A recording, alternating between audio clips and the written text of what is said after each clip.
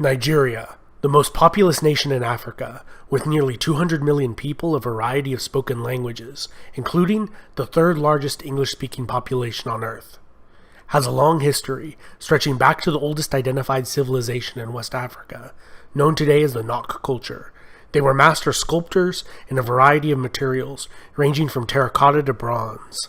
The Nok were centuries ahead of their neighbors, and were smelting iron weapons by at least 550 BC, and perhaps as early as 1000 BC. This enabled the Nok to hold influence over an area northeast of the Niger River, as large as modern-day France. Although little is known about the Nok, their trade routes exporting bronze and gold reached all the way to Western Europe. Unfortunately, since the 1970s, there has been a large amount of looting of Nok sites.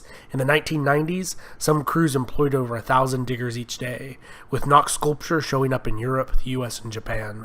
The Nok disappeared as mysteriously as they arrived.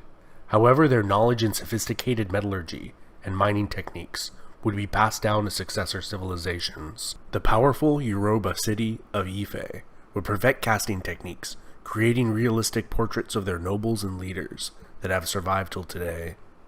The sophisticated level of realism captured in metal, not seen since the classical world, would not be matched elsewhere until the Italian Renaissance. Ife was ruled by Oni, a line of divine kings said to be descended from a god. The last prince of the Yoruba city of Ife would found the Oyo kingdom that reached its height around 1400 and maintained long-distance trading routes, protected by the kingdom's formidable cavalry force. To the southwest, the Edo people of the Empire of Benin would also learn metallurgy techniques from the Ife, and constructed one of the most impressive feats of engineering and the largest earthenware structure ever erected, the Walls of Benin, which enclosed an area of over 2,500 square miles. In all, over 9,000 miles of walls comprise this megastructure.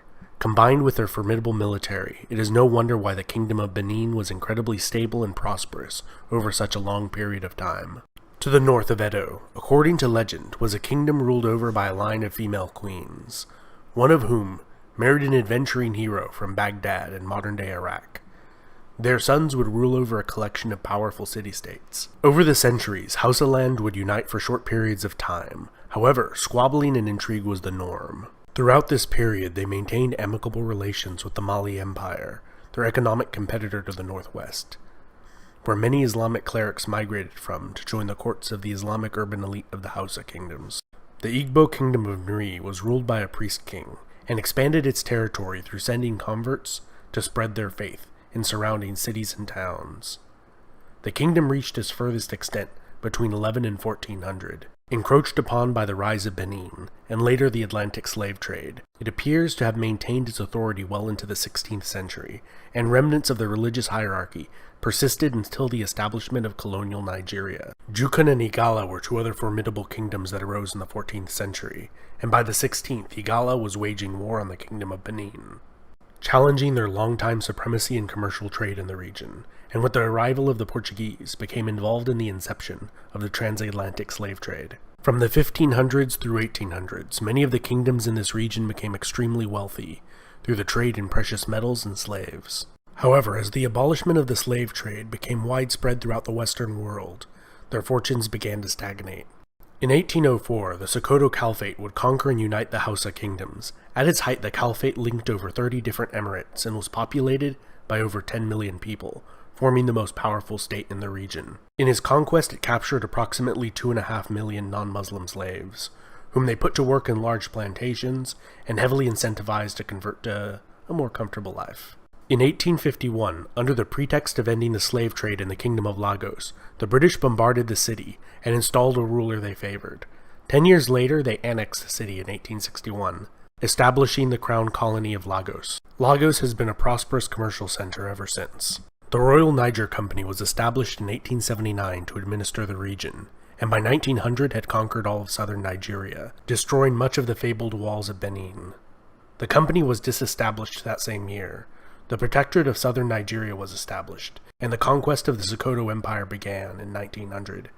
and by 1903, all of modern-day Nigeria was under British control. The colony and protectorate of Nigeria lasted for 46 years, and was governed through a system called indirect rule, where regional emirs and local rulers were given wide authority as long as the colonial government was allowed to conduct its business and gather taxation.